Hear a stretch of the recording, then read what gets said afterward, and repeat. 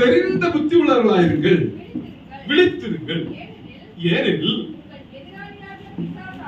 உங்கள் எதிராளியான பிசாசானவன்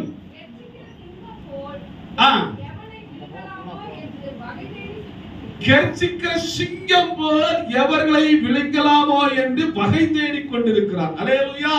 நமக்கு எதிராளி யாரு? பக்கத்து வீட்டுக்காரனோ எதிர் வீட்டுக்காரனோ சொந்தங்களோ அல்ல. நமக்கு எதிரி யாருன்னா பிசாசு தான். எல்லா மனிதர்களும் இந்த பூமியில பிறக்கும் போது நல்லவர்களாகத்தான் செய்றாங்க. பிறக்கும் போதே அப்படி அல்ல. ஆனால் பிசாசு அவர்களை வஞ்சிக்கிறான். அல்லேலூயா. நமக்கு இந்த உலகத்துல போராட்டம் உண்டு. அந்த உலகத்துல எதிராளி நம்மளை எப்படா வீழ்த்தலாம் என்று சொல்லி இன்னைக்கு நிறைய பேருடைய ஆசீர்வாதத்தை அல்லது நன்மைகளை கெடுத்து வைத்திருக்கிறது சத்துரு. அல்லேலூயா. ஆகவே நம்முடைய வாழ்க்கையிலே அவன் சொல்றான், பொல்லாத ஆவியை எதிர்த்து பிசாசை எதிர்த்து போராட வேண்டும். அல்லேலூயா. ஆமா. நம்ம தேவனுடைய பிள்ளைகளே, நானும் நீங்களும் வேத வசனத்தை வாசிக்கிறவர்களாய் மாத்திரம் அல்ல. ஏதோ நான் 15 ஆண்டு காலம் 20 ஆண்டு காலம் அவன் விசுவாசி என்று சொல்லி போகிறதுல அர்த்தம் அல்ல. மெய் விசுவாசியா இருக்க வேண்டும். அல்லேலூயா. அன்புள்ளவர்களா இருக்க வேண்டும். நாம் பிசாசுக்கு போராடுகிறோம் என்று சொன்னால் எப்படி என்று சொன்னால் பிசாசுக்கு நம்ம இடம் கொடுக்க கூடாது. அல்லேலூயா. நிறைய பேர் விழுந்து போகிறது அதுதான். நிறைய கிறிஸ்தவ குடும்பத்திலையும் தெய்வீக அன்பு இல்லாம போறதுனாலதான் அவன் பிரிவினையை கொண்டு வருகிறது யாரு? மாமனார் மாமியாருக்கு, மருமகள் மாமனாருக்கு, இப்படி எல்லாம் பிரிவினை கொண்டு வருது யாரு? நல்லா இருக்க வேண்டிய குடும்பம். அவன் காரணமே இல்லாத சண்டை, அவன் காரணமே இல்லாம பிரச்சனை. காரணம் என்னன்னா வேத வசனம் இல்லாததுனால.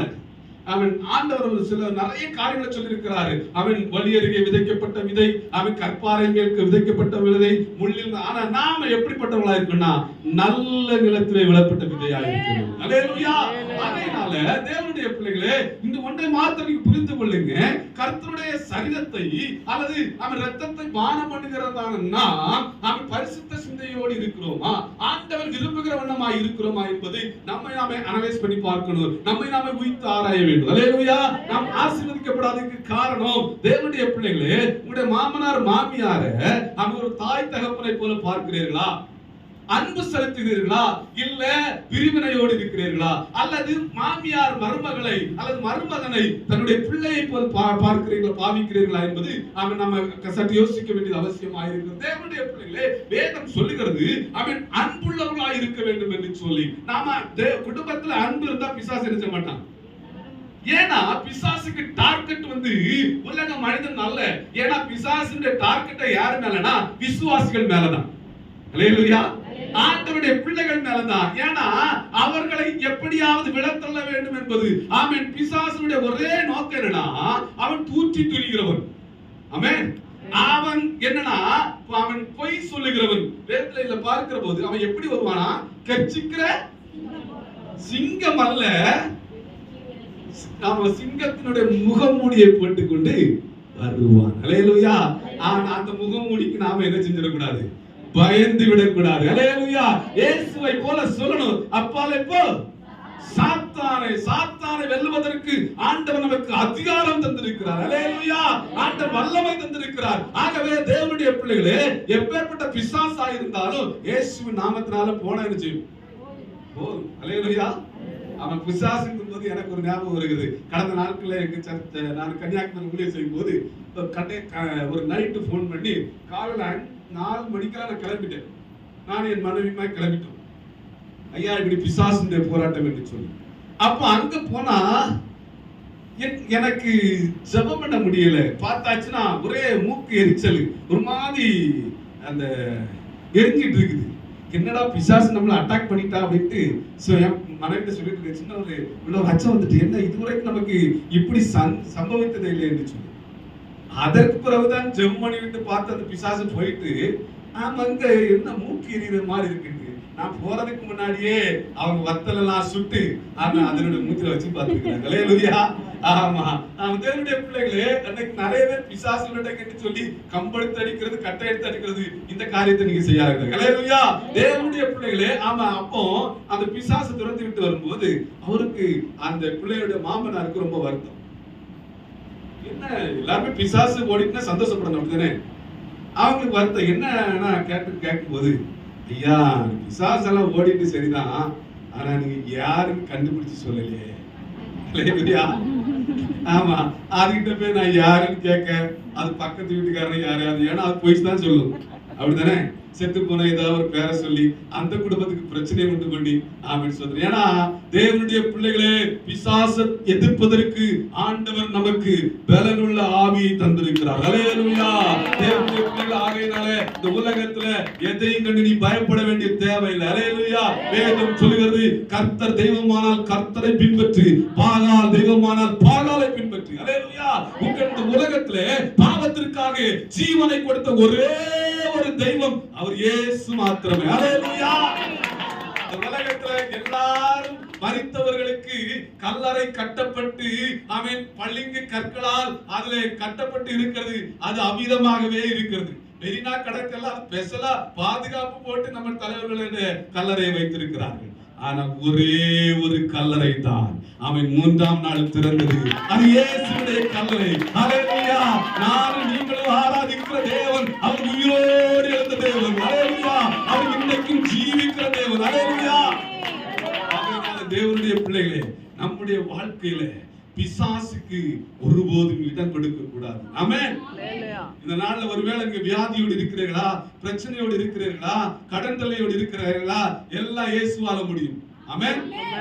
4 நாளான சடலம், கல்லறையிலே வைக்கப்பட்டு மூடப்பட்ட சடலம், லாசரு என்கிற ஒரு மனுஷனுடைய சடலம். எல்லாரும் சொன்னாங்க, இயேசுவே நீர் இங்கே இருந்திருந்தாங்க. சகோதரி சொல்றாங்க, என் சகோதரன் என்ன செஞ்சிருக்க மாட்டான், மரித்திருக்க மாட்டான். அல்லேலூயா.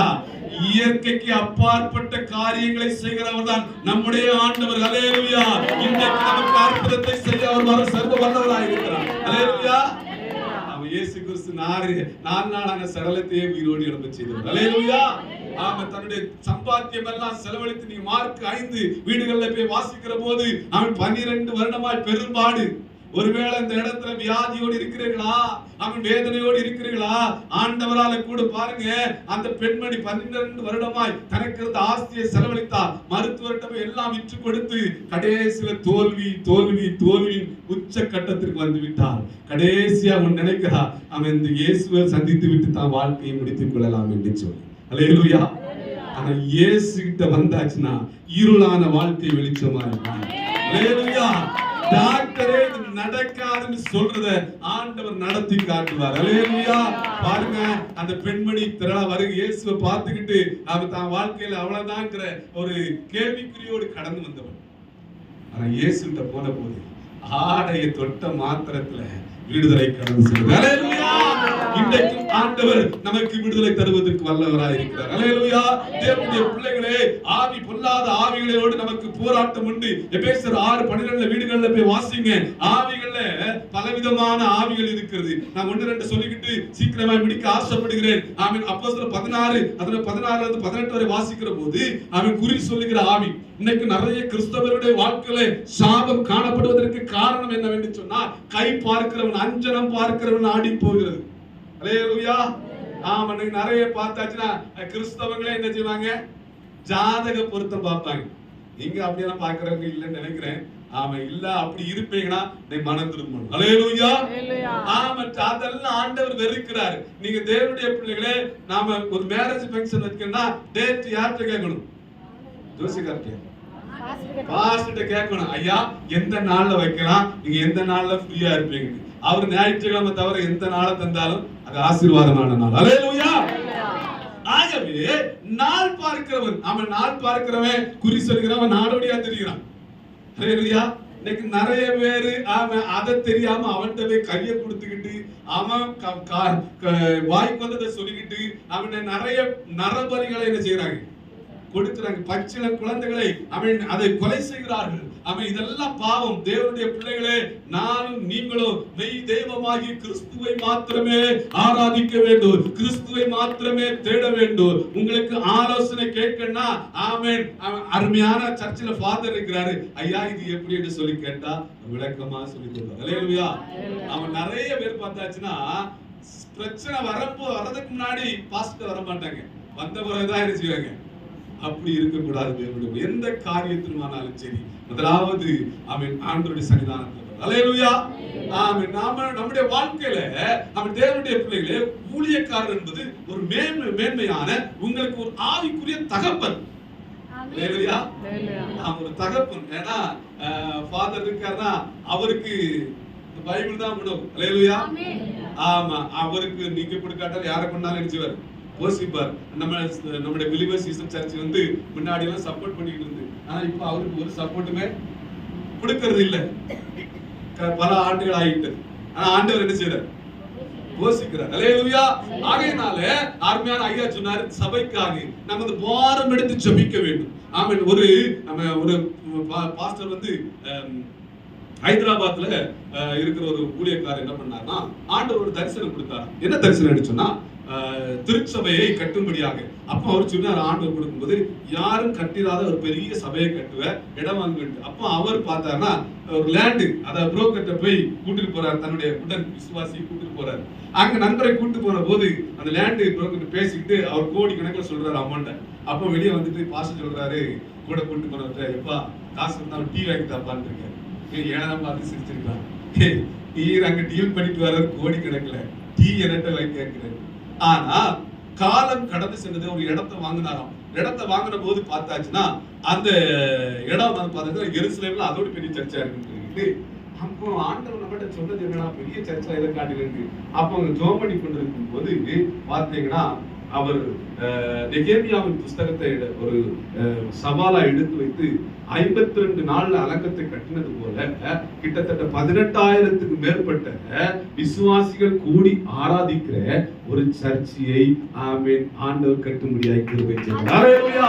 ஒருவேளை காலங்கள் மாறும், நேரங்கள் எடுக்கலாம், ஆனால் தேவனுடைய பிள்ளைகளே, நீங்கள் ஆலயத்துக்கு முன்னெடுப்பீர் என்று சொன்ன, கட்டுவதற்கு முன்னெடுப்பீர் என்று சொன்னா ஆண்டவர் உங்கள் காரியத்தை வாங்கி பண்ணுவார். அல்லேலூயா. ஏன்னா ஆண்டவருடைய காரியம் அது மேன்மையானது, அது உன்னதமானதாகவே நீங்க இப்பவே ஸ்டார்ட் பண்ணணும். இந்த இடத்துல ஒரு இடத்துல நமக்கு ஆலை வேணா, ஒரு சின்ன காணிக்கையா இருக்கலாம், 1000 ரூபாயா இருக்கலாம், 500 ரூபாயா இருக்கலாம், நீ கொஞ்சமாய் கொடுத்து நம்ம ஆலயத்தை கட்டி நம்முடைய கடமை. அல்லேலூயா.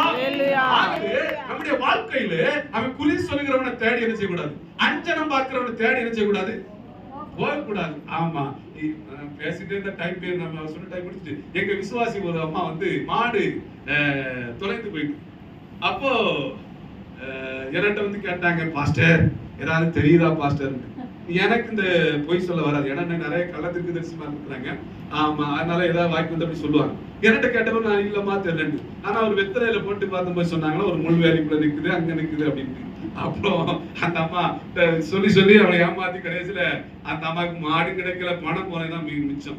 ஆகவே இன்னைக்கு குறி சொல்லுகிறவன் பல தவறான காரியத்தை நினைச்சுவான், சொல்லுவான் 20 வயசுல கல்யாணம் பண்ணா அப்படி ஆயிரு இப்படி ஆயிரு. நிறைய டிவோர்ஸ் கேஸ்களே இந்த பொருத்தம் பார்த்து வைக்கிறது. ஆகையினால தேவனுடைய பிள்ளைகளே, பொருத்தம் ஆண்டவருக்குள்ள இருக்கிறதா, ரட்சிக்கப்பட்டவனா, கர்த்தருடைய பிள்ளையா, கர்த்தருடைய மகளா என்று சொல்லி தான் பார்க்கணும். அல்லேலூயா.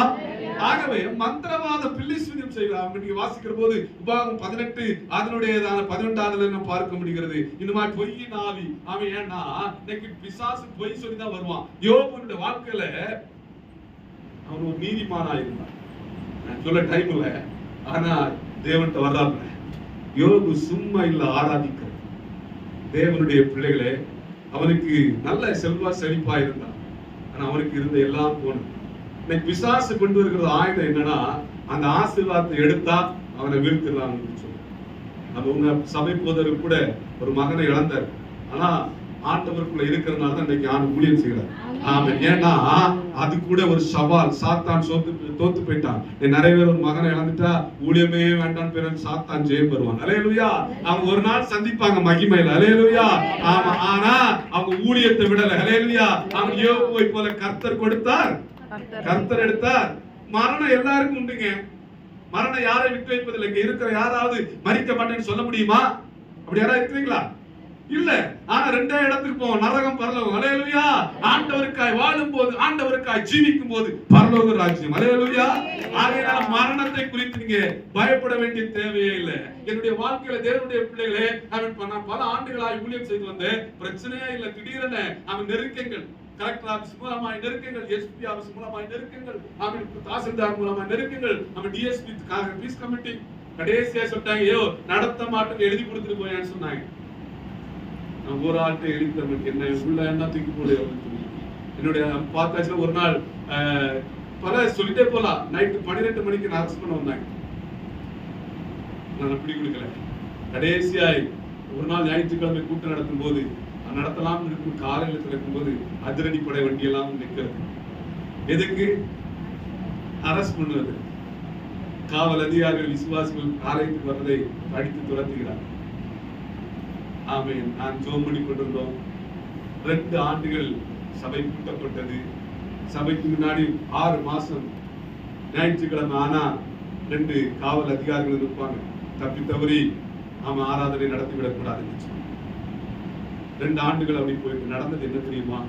நான் யாரையுமே சண்டைக்கு போல, யாரையுமே சபிக்கல. அவன் சொல்ல ஜெபம் பண்ணி கொண்டே இருந்தோம். அவன் விசுவாசிட்ட வந்து சொல்லுவேன், அடுத்த வாரம் நம்ம சபை திறந்துடும், அடுத்த வாரம் தந்துடணும். அவங்க கூட சொன்னாங்க நம்ம சபை அவ்வளவுதான் அப்படின்னு. ஆனா எனக்கு தெரியும் நான் ஆராதிக்கிற தெய்வம் யாரு என்பது. அல்லேலூயா. நடந்தது என்ன தெரியுமா? யாருக்கும் தெரியாம மதுரை ஹைகோர்ட்ல ஒரு கேஸ் வழக்கு தொடங்கி. ஆனா நான் வந்தது, அங்கு ஒரு ஆர்டர் கிடைத்தது. எந்த இடத்துல போலீஸ் பந்தோபஸ்து அடைக்கப்பட்டதோ போலீஸ் பந்தோபஸ்து திறக்கப்பட்டது. அல்லேலூயா. ஆமென். தேவனுடைய பிள்ளைகளே, ஆமென். நாம் கர்த்தருக்குள்ளா இருந்தால், ஜெபித்தால் எந்த சூழ்நிலையும் மாறும். தேவனுடைய பிள்ளைகளே, ஆகையினால நாம் தேவனுடைய பிள்ளைகளே, ஆமென். பல விதமான ஆவிகள் இருக்கிறது. விக்கிரக ஆவி என்று சொல்லி எல்லாம் நாம் பார்க்க முடிகிறது. ஆகவே சாத்தானுடைய தந்திரம் எப்படி வருவான் என்று சொன்னா, ஆமென், ஆண்டவருடைய வார்த்தைக்கு கீழ்ப்படியாமல் பாவம் எப்படி வந்தது? ஆதாம் ஃபர்ஸ்ட் யார் மூலமா வந்தது?